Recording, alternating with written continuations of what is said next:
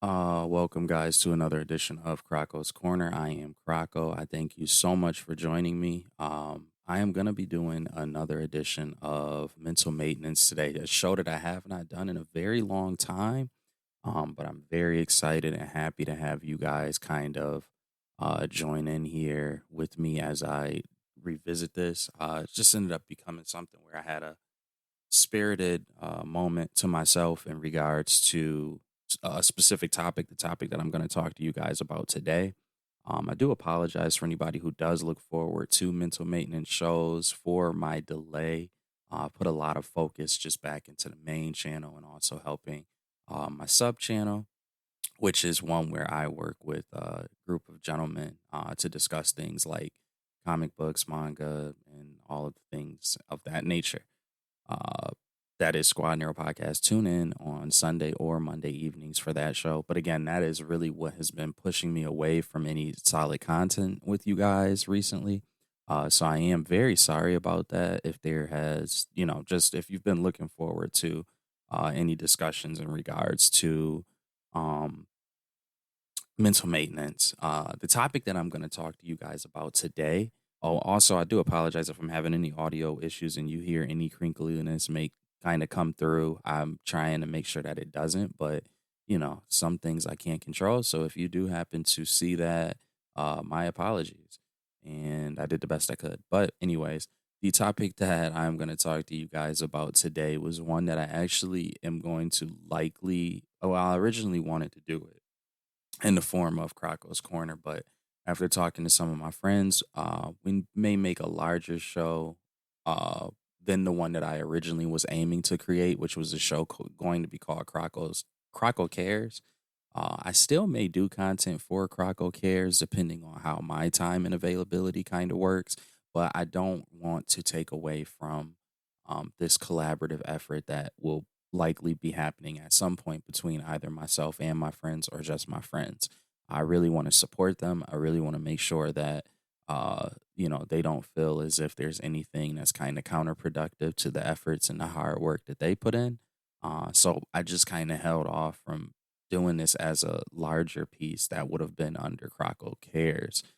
In response, I figured out a way how I can kind of talk about what I wanted to talk about on that here over on mental maintenance. So I'm gonna do just that.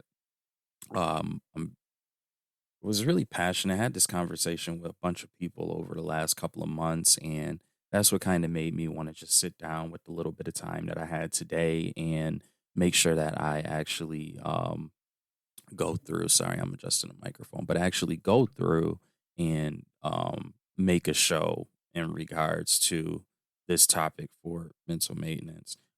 It's a little bit of a twofold topic in regards to this show. So the main theme is I want to talk about the psychological push that more or less I feel needs to happen with us in regards to how we look at communities at whole, how we look at communities within our own experiences, how we look at communities on a national and international level. Just looking at this from various angles, but I do think that there is a psychological component that somewhat limits us into actually looking at the things that we should put into our communities.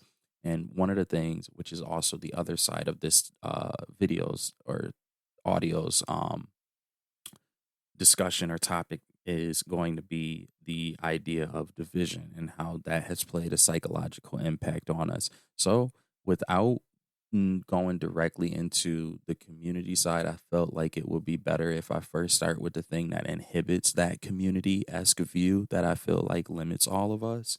Um, that is going to be that division. So why do we have divisiveness? What does this divisiveness look like? I'm sure anybody out there that's listening to this, you've experienced this, whether it's been on social media, whether it's been on in your own neighborhoods, whether it's been in interactions or interactions that you've personally had or interactions that you've seen in places like grocery stores or shopping malls or um, even things like religious places such as churches. I feel like these are things that You've seen divisiveness happen all around you. Um, it's something that I think is for most people tiring. I don't think that is something that we really feel as if we have the time to really deep dive in and really think about. We know that it is the reality. We don't necessarily like that that is the reality. But we look at it as, hey, man, I'm trying to do the best that I can with the time that I have. I'm trying to make sure that my family is clothed and make sure that my family is food on the table. And I just don't really, I have to focus on my own survival essentially. And what I want to just kind of be here to tell you today is that when you think about your own survival, I'm not sure if it's exactly appropriate for you to simply look at your survival in terms of your family. Yes, your family is who should be your priority. I'm not disagreeing with that. Anybody who kind of moves into a space where they have their own family to take care of, where they have a spouse that they have to make sure everything is good for, or they have children that they have to make sure are healthy and that they have everything that they need. I'm not saying that you should take yourself away from that. I believe that, yes, you should have a stake and priority in that. But I do also believe that if the community that is around that spouse that you're taking care of, if the community that is around that child that you're taking care of is in complete disarray and has divisions sown all throughout it, that that is going to become quite complicated for you to actually be able to effectively take care of your own family unit. So I think one of the things um, about divisiveness that was looked at by certain people in power and certain establishments in power is that they knew if they overwhelmed us with these levels of divisiveness, that we would inevitably feel backed into a corner and we would feel as if there is nothing that we can do to change it. And I just don't believe that that's true. So again, I just want to kind of go back over divisiveness. Just take a larger look at it. Why does divisiveness happen? Our leaders tell us, there's a common theme that our leaders tell us that divisiveness is something, or at least when they enact divisiveness, that they're telling us that this is something that's meant to protect us. This is something that's meant to uh, make sure that the normalcy that we're used to isn't threatened. And it's like, well, um, why why do we have to feel threatened? Why is it that by this person existing, whether their viewpoints, their actions, etc., are different from ours, that it has to necessarily be like this imminent threat that is looming over us, and if we don't solve it, something is going to happen that is going to be detrimental to how we live and how we choose to survive. We've survived a lot of different things. My question is, why is it? Let's think about this for a second. Why is it that how my neighbor acts and what my neighbor does causes me an imminent threat, but the decisions made for how I can get food or how my children are educated is not something that I should be looking at as an imminent threat? Why isn't that preached to me? My health, we look at right now in the country that I am in. I know that there's people who listen overseas. Thank you guys so much to all of you who listen overseas as well. But at least in my country, which I live in the United States, we are currently facing a problem around healthcare. There's a huge debacle that's kind of taking place right now that is leading to a shutdown within our government. And this is the central thing that kind of plays a part here is this idea of what does our healthcare and our health coverage look like for American citizens? We will have people who will campaign on things like what a person wears or what a person identifies as or how a person represents themselves. We have entire campaigns that'll be dedicated to that. We dedicated to things like a person's skin color. We dedicated to things like the origin country that a person comes from. These are things that we have people in power campaigning on. And yet, the idea of how imminent the threat is of us being able to get help if we get hurt, or to get help if we get sick, or if the same thing happens to one of our family members, is something that is campaigned on less. not trying to say that it's never talked about, but I think that based around, if you look at how that other person is dressing, behaving, acting, looking, the origin that they come from, their religious background. If you look at the amount of attention, the amount of coverage that that campaign of that politician has on that versus the level of campaigning that the politician has on something like, hey, I want you to be able to be healthy, it feels more like it is a performative act more so than it is an actual care. Whereas the attention to the things that are more divisive, such as how we look, act, etc., that doesn't feel as if it is just a performative thing. There may be a performance behind it, but it also feels like they believe in it. And when I say they believe in it, I mean that they believe in it in the sense that they want me to believe in it, but they don't want me to believe in making sure that my friends, family, neighbors, and etc. are healthy. This is we have to look at this differently. I understand that with people, whether it's in a society, whether it's in a tribe, whether it's in any other place in the world, area in the world that humanity has kind of operated in, excuse me, um, what I do understand is that we do have a defensiveness about us. We want to make sure that, the level of normalcy that we've had, the safety that we've been afforded is something that can continue, is not something that will be threatened.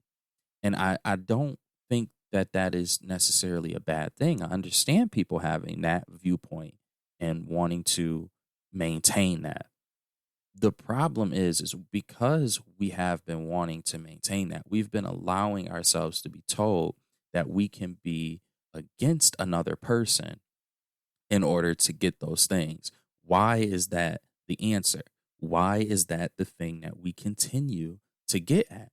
Why do we have to be against one another in order to preserve our safety and to preserve our normalcy? I don't think that that is the case. I just think that the people who we elect and that we nominate to be the leaders for us just keep telling us that that's the case. But I don't think that that has to be the case. If you look at what the example that I just used here with healthcare, something that is having a huge impact, prodigious impact on my personal community, my personal nation right now. If you look just at that, there's this divisive measure, which is how a person looks, acts, origin, sex, etc.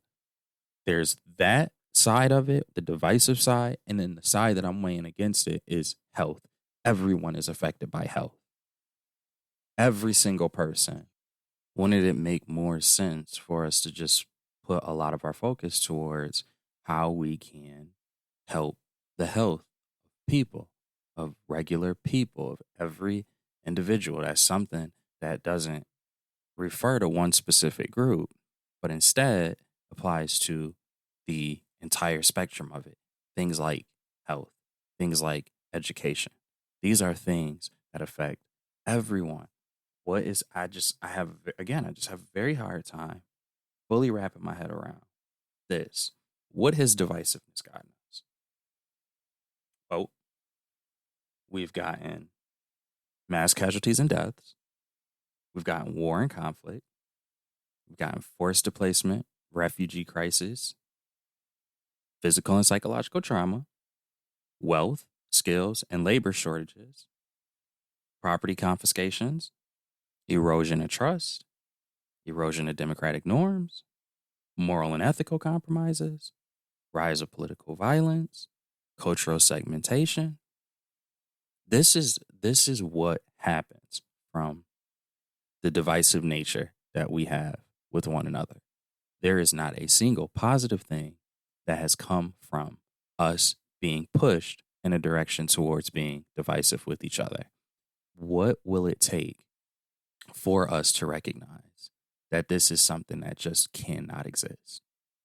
Like, not me trying to be petty, not me trying to say that what you believe isn't good enough or anything like that, because I just don't think any of this is what you believe. I think if you are listening to this, you genuinely are a good person and you genuinely want the areas that you live in, the areas surrounding you, the nation that you live in, the continent that you belong on. If you want any of these areas to have more success, then you need to focus on how to not be divisive. This is the common thing that keeps giving us these opportunities, which have just made our lives more miserable. What is more important than making sure that your family, that the people that you care about, that the people, and even if you don't, I'm not even asking you to care about everyone. I'm not asking you to care about everyone.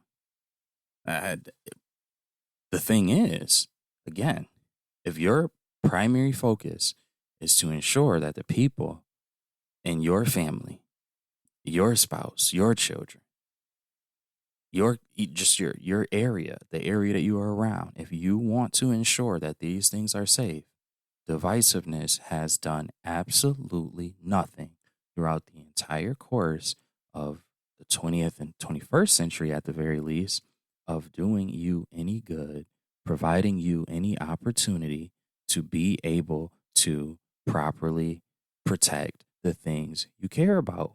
So let's just let's get away from it. But me asking this is apparently it's impossible. I'm asking to find a needle in a haystack because I'm asking us to not be divisive. You have to understand that your mind has been programmed to believe that you need this divisiveness. Who cares if it's divisive? Just put it to the side. You may not like it. You're not going to always like it. You don't have to like everything. Why do you have to like everything? Why? Why is it that everything that happens in the world you have to like? And you say, okay, well, it's not everything. It's the specific issue. That specific issue is not that important to the whole of it all. And that, or excuse me, it's not that that issue isn't important to the whole of it all, but your caring of that issue or how you choose to care about that issue is not important to the whole. And what happens is certain powers in charge, when they constantly look at how can I make more money, just simply how can I make more money? How can I make more profit? When they're looking at these things, what they are looking at is not necessarily if it makes moral sense, not necessarily if if it ethically makes sense, but just if it can make a profit. There are negative things that can happen in this world that can actually turn a profit better than the things that it takes to do the more moral and ethical decisions. If a business operates, business knows at any point I can end up failing and going down and losing all of my money and losing everything. They're not going to take the time themselves to make sure that what they are doing is ethical and moral versus how quickly is it going to solve my money issue. And for them, a money issue is if profits don't continue to form. If profits aren't forming, that leaves them at risk of loss. So they have to stack their opportunities in favor of profit. They can't stack their opportunities in favor of loss. When they look at you, when they look at me, when they look at the things that we just naturally, ethically, and morally would ask for and ask be afforded to us, the process of either doing those things or putting things in place to execute those things is on the side of loss for them. So if somebody who is in power is telling you, hey, I need you to do this, hey, I need you to think like this, what they are doing is telling you, hey, I need you to be in favor of loss. That is what we have seen from divisiveness. Divisiveness is an agent of profit for the rich and an agent of loss for the poor. It is not, there's no more difficulty to it beyond that. That is the reality. So every time that you think that this person who is a leader for you, whether it's a body full of leaders or whether it's a specific individual that's a leader, whoever these people are, they are on the side of profit. You know this. You aren't, no, I don't think anyone is disillusioned to the idea of that. Maybe they are.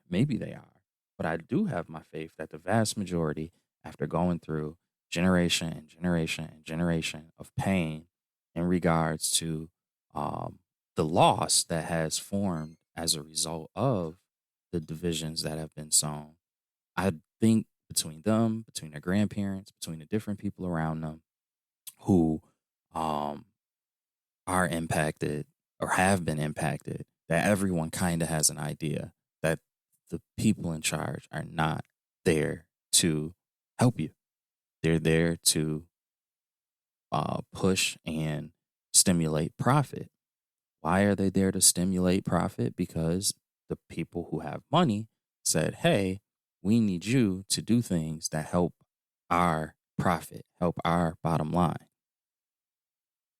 So they're not there for you. They're not there for you. The conversation that I was actually having not too long ago is I was born in the 90s and I was a kid during the '08 financial crisis. And at that point, I kind of tried to get a better understanding of that financial crisis. And one of the things that I was able to conclude from it was, okay, uh, there was irresponsible and lack of oversight over the financial handlings by large corporations and powerful banks. As a result, loans were given that should not have been given. And this was going to cause the banks, a lot of major banks, to be in a position where they would have to close down. There were some major banks, banks that had been around for a very long time, that did in fact close down in that '08 financial crisis. Um, and the solution, which was pretty much a bipartisan solution, I don't even think pretty much is the wrong word. It was a bipartisan solution. It was a solution that came from one administration and was further developed to see how it can actually work in the second administration. One administration came from the right, one administration came from the left. So, yeah, I think it's fair to call it a bipartisan resolution in regards to what to do when the collapse began. And it was you and I who paid. It was you and I who paid. And you know what is crazy is we turn around, what is this? Uh like 18 years, no, excuse me, 12 years after that financial crisis where we were the answer in regards to how to heal. We get into a situation where the entire world is affected by something that nobody saw coming, especially the individual person who's moving about. Where are those same institutes to help us? Where are they? Yet they pay the people who make these rules, again, in favor of their profit. They pay these people to say things that is for their profit, to do things that is for their profit. So who do you have to believe? Like, do you believe? And this is the part that's I really need people to hear me on. If you don't want to hear me, if you think my words are silly, if you think because I am and because of how deep the divisiveness has gone and led that what I say doesn't matter, shouldn't matter, and can't matter, then this is what I want to challenge you to. Don't even listen to the words that I've said to you. Go by what you felt. Go by the reality that you have personally felt. Does the things that they say line up with the things that you feel in terms of effect and impact? How does your family get by? How has your family felt, not just now, but in past generations? How do the children feel? How has it been for you to provide for your family, to provide for those same children? If it's been a smooth sailing experience, look at the people around you. Because again, yeah, okay, maybe you can get by off of the you can get by. You worked hard, you've put yourself in good positions. I'm not trying to condemn you for doing that. That's things that you should have done. But you have to remember when I started this, the one thing that I said is if you truly are in a position where you want to protect your family, protect your spouse, protect your children, protect your grandparents, protect your parents, etc. Protect your neighbor. If you really want to protect them, then you can't just close your eye to your community and the people around you and what makes up your community. So even if you've been able to structure yourself and think outside of the box and use that ingenuitive, smart brain of yours to put yourself in a better position, it will mean nothing if the community around you is failing. If the people within the community around you are failing, it will mean nothing. It will just simply mean that the divisiveness has won. And once the divisiveness wins, you are left with things like fallouts. You are left with things like casualties and deaths. You are left with things like conflict. You are left with things like physical and psychological trauma. So you can't let your community fail. You can't look at your community failing and say, well, I'm okay. It's just not enough. It's not. Yeah, this is you can look at it is it's enough, but the reality is you have to start twisting and twerking the little things in your mind to tell you that this is skating by, this is not it working. And once you are able to understand that this is only an example of you and other people like you skating by, you're you're just playing into the system. You're just a cog working exactly how you're supposed to work for the profit side, not the people who are impacted by the loss side. So not don't just look at again, if you don't want to go by my words, don't just look at the circumstances that you have been able to be afforded or that you have not been able to be afforded. Look at the same scenarios for the people around you. What do the people in your city look like? And I don't mean just the people that's around you. I mean the people who exist all around you, not just your friends, not just the kids to your parent or the parents to your kid at your kid's school, not just the teachers at your school. How is everyone in your community doing? Have you noticed things? Have you noticed things that make you shake your head? Have you noticed things that made you say, oh, that's really sad. I don't want to think about that. If things like that have happened, then you need to understand and start changing your mind to the idea that we're all just skating by. We're skating by if we're doing good. We're losing if we're doing bad. And the people in profit just continue to get profit. So we have to change our thinking. That is the ultimate solution that I can think of. Um, we have to change our thinking. That's why this is a mental maintenance show, because it's a thought process with us. It's one where we continue to not really win.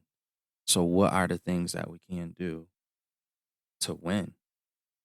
We need to maybe start looking at things like ownership and how to have sustainable ownership within our communities, things that we have positions in. I mean, at least going under the system that we have now, we need to start thinking about those things. Hey, if you have a couple of people in your community, y'all have something that you either all or one of you have an idea that you think will be able to help your community, something that you maybe can make a nonprofit out or you can make a privatized business out of. You need to start thinking about how you can do that. If that seems like it's too far out of reach, you need to start having things like town hall meetings again, maybe. We need to do things where people are just able to talk and discuss, and just maybe something can kind of come out of that. A pathway can come from that that can help give you more solutions than problems. We really need to start thinking about these things. We really need to start thinking about what things we can do to make our situation not just one where our safety and our health and um, our peace is just kind of floating by, and is one where it's protected. And it's protected not because somebody else chose to protect it, but it's protected because we chose to protect it. We put the things in place, and nobody can take those things from us. It, you may look at what I'm saying as, okay, well, Rocco, it sounds like you're talking about revolution. And maybe to an extent I am. Like, we probably do need a form of revolution. It doesn't, when you hear the word revolution, it doesn't have to automatically spell war or anarchy or violent protest and such. It doesn't have to mean anything like that. It can simply just mean that we need to revolutionize ourselves from the institutions in favor of the profit versus the human impact and the ethical and moral standings that actually will help individuals. We don't need to feel as if we're lost. So that's the biggest thing is that um, we need to start thinking about these things. We need to start just be accepting everyone. If somebody's different in your community, if somebody's different, okay. Ask them a more important question. Like, well, what do you want to do to see the community improve? You know, if you live in an area with farmers as an example, our farmers are taking massive hits. What are your opinions on that? What do you want to do to actually help with that? Um, there's a poverty issue in our city, in our inner city. You know, what do you want to do to help with that? What can we do to help with that? Would you be willing to come to a meeting to where we can have more discussions about that and try to figure out how we can solve this problem before this problem escalates into something that puts all of our safety in jeopardy? We have homeless people who are out on the street with nowhere to live. They're dying day by day. What can we do to make sure that they have more resources and can possibly gain some level of rehabilitation that can put them in a place where they can gain some of the same liberties and freedoms and privileges that we've been able to have access to? What are your takes on that? What pivot the thinking? Pivot the thinking away from you're different than me and I don't like it. So because you're different than me, I need I need the people in charge to put a bunch of money in their pockets so that way they can say not even really change. A lot of these things can't even really be changed whether you like it or not unless we introduce like really bad principles. I'm not going to use those words here because I'm not sure exactly where this audio is going to be uploaded and I don't want this video to come down, but yeah, you start getting into the sides of things. And I don't mean SIDE either. I mean the other sides. So we need to, you don't want that. You don't want that. You don't want to see that. You don't want to be a part of that. You don't want that sin. You don't want that blood um, on your shoulders. You don't. You don't. You can say you do, but the reality is you don't. Because you know, whenever something to the level of a side occurs, that there's going to be a repercussion from it. And you don't want to be a part of that. You don't want to be wrapped up in that. You didn't adhere to some of the changes and policies of our ancestors, all of our ancestors. You didn't adhere to these things because you wanted the sides. You didn't want the sides. That's why you agreed to it. That's why you fight for it. That's why many people fight for it. That's why it's something where you really have to think about exactly where do you become a larger vessel in fighting towards it. You have to think about these things. Coretta Scott King said the greatest of a community is most accurately measured by the compassionate actions of its members. Have compassion. Have compassion for the people around you, even if they are different than you. Just have compassion, have grace. So many of us say we God fearing people. Okay, if you are a God fearing person, have compassion. There's mad parts in that book, in all of the books, that express how we are supposed to progress God's law. God's law is things like love. God's law is things like truth. God's law is things like um, peace. You know, these are things that kind of fall more within the window and realm of God's love. The truth is that we don't need to be decisive. The reality is that we need to express more love to one another. And the conclusion that would be more in line with what God will want is peace. So, you know, we really need to rethink exactly how uh, we look at these things because we are struggling. We are struggling right now. We're skating by. Whether people want to see it or not, you're skating by. You can have a $300,000 house that is halfway done with being paid off, or the interest is you're done paying the interest on a $300,000 home, and you've secured um, education for your kids, and you're now looking at moving into retirement or whatever the case may be. If you that person thinks, oh, I'm not skating by, everything is great, I can go golf every weekend. Guess what? You're in the same boat. You're skating by because the reality is, if the problems get to the point of the sides, it's not going to stop that $300,000 home that you just got done paying the interest off on. It's not going to stop at your child's school. It's not going to stop at your local hospitals. If the vast majority of us cannot be able to look at the larger picture of it all, then the loss will be insurmountable. And again, the people in power who you go, oh, they will never let it get that bad. They will never let these things boil over to this point. They will. They will. They have to, in the world of um staying ahead of profits and staying away of laws. In that world, which is the world of business in our world, that world does not care. The only thing, their loyalty is to the idea of sustained profits and increased profits. That is what their loyalty is to. So if it means going through the sides so that way they can have it, they will do it.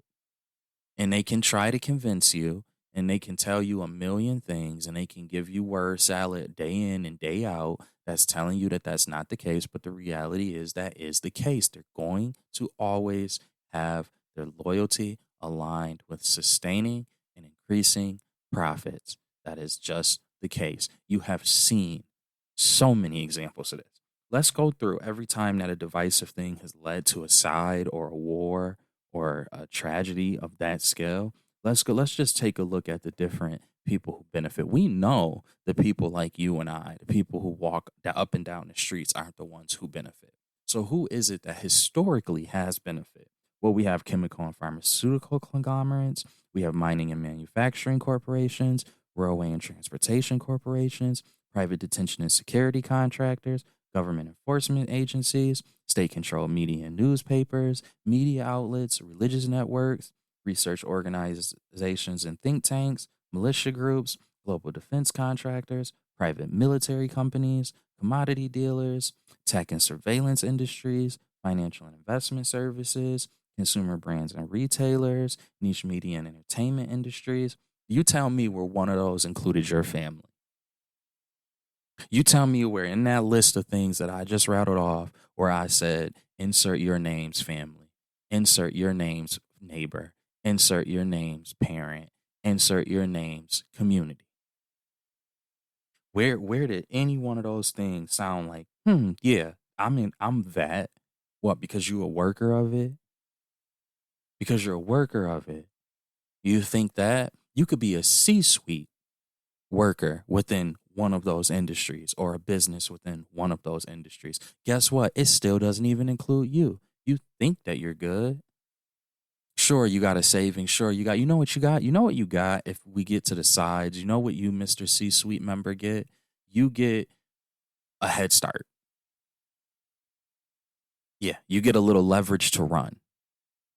You get a little leverage to hide. But you're still in the same circumstances.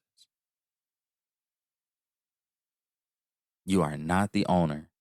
You are not the person who is in a position within the industry where your name is so large that you shift and shake the rules.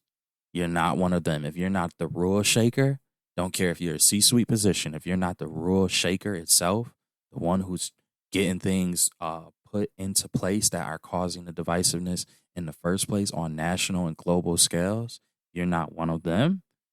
Guess what? You just, all you have with all of that money, with that 700,000 and 1.5 million home that you were able to get and work with, all you get at the end of the sides, and remember, not SIDE, but all you get at the end of the sides is leverage to run and leverage to hide. It's crazy. It's crazy. We think that we need to buy into this.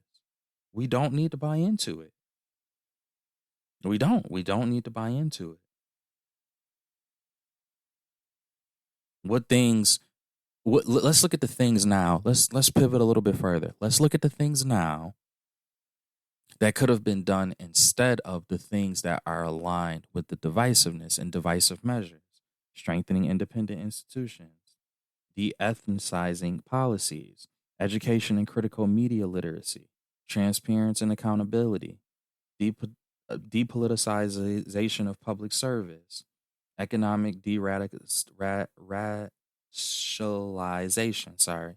racialization, excuse me. Um, Promote and identity blind civic loyalty, fostering intergroup contact. These are the things that could have been done, and those things would have led to so much more growth. It would have led to uh, members within our community who are invested in long term maintenance of our community. It would have led to things like tailored solutions to local needs and values and cultures. It would have led to things like leadership that's more willing and more participatory in problem solving and understanding how we as a community can um, have more responsibility with one another. These are the things. It could have led to better knowledge. It could have led to more knowledge for our children, people who can find solutions when we're at old ages and don't really have any more to go. These are people who could provide solutions. The kids are the ones who are going to provide solutions going forward.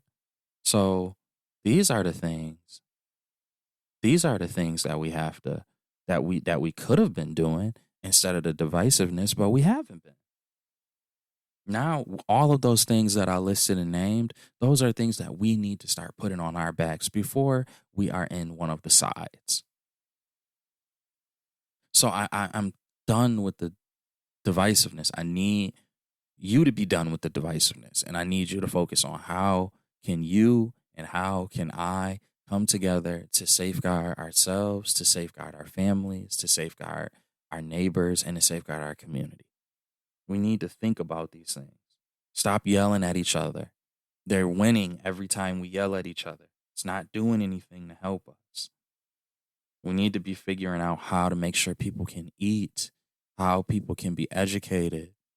These are the larger issues, and they know we could just keep ignoring them for them. We can keep ignoring them. The profit goers, the true profit goers, the ones who, again, are the ones who put the call in for the divisiveness. Those profit goers, they don't care if you eat. They don't care if you get health needs. They don't care if your children are educated. You do care about these things. So stop giving them what they want and start giving yourself and the community around you the things that it needs and the things that the people within it need. And even if they are different from you, get over it. Might not be what you want to hear. Might not be what you want to hear. But I'm here to tell you it. Get over it. All right. I am going to end on that note. I'll probably have more of a conversation on community going forward. I have a way again larger conversation that I was going to do a part of a new series called Croco Cares around divisiveness and community.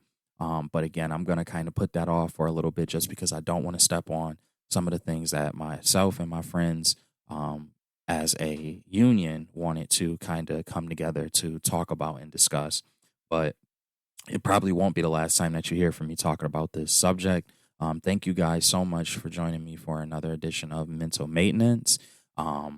Please make sure that you check out myself and the guys over at Squad Nero Podcast, where we talk about comics, anime, pop culture, and all things of the like on Sunday or Monday evenings.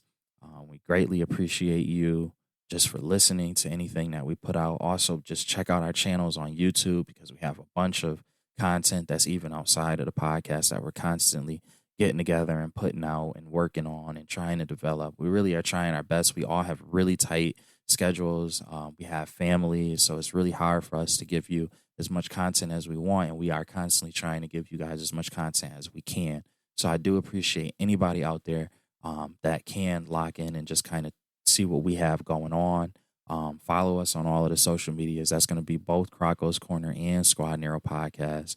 If you're on Twitch, please be sure to check out Sage Taka, SAIGTAKA, and Smooth Entertainment, SMOOVENTERTAINMENT. I think I spelled entertainment right, but just Smooth Entertainment, 1E, for both the Smooth and the Entertainment. So be sure to check them out as well. Please check out any content that we have coming out with Crocco's Corner. Been doing a lot of gameplay lately. Mace picked back up on doing some more of that, but I did want to kind of pivot with the time that I have been able to have to kind of talk about more important things a little bit. But we'll see how it goes. I may even just jump into doing some reviews, content reviews again, like I had did previously on the page. So please be on the lookout for that as well. Thank you guys. Thank you for listening. And please, again, just think about your community first. Don't think about the greed, the wants of the greedy. Just don't think about them. Who cares? Let's get over all of this stuff. Let's start working as a team so that way everybody can feel more secure and be at more peace. Thank you guys. Take care.